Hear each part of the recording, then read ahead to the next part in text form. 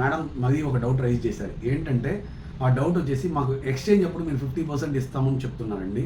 ఆ 50% ఇస్తే మాకు 50% లాస్ అవుతుంది కదా అని అంటున్నారు. యాక్చువల్గా మీరు 50%కి లాస్ అయ్యే ఛాన్సే ఉండదు. ఎందుకంటే ఫర్ అన్ ఎగ్జాంపుల్ ఇవాళ గ్రామ్ వచ్చేసి 7450 రూపీస్ ఉంది అనుకోండి. మీరు ఆర్నమెంట్ తీసుకుని ఒక 5 ఇయర్స్ 6 ఇయర్స్ వాడతారు. వాడిన తర్వాత మీకు బోర్ అయిన తర్వాత వేరే ఆర్నమెంట్ మార్చుకునేటప్పుడు gold price will not be stability అనమాట. ఎందుకంటే ఇవాళ 7450 ఉన్నది రేపు 9000 10,000కి వెళ్ళిపోయింది అనుకోండి. అప్పుడు ఏమవుతుంది, ఆ 10,000 ఇంటూ మేము ఏదైతే రిటర్న్ గ్రామ్స్ 50%కి రాసామో వాటిని క్యాలిక్యులేట్ చేస్తే మీకు 75% 80% మీకు రికవరీ అవుతాయి అన్నమాట.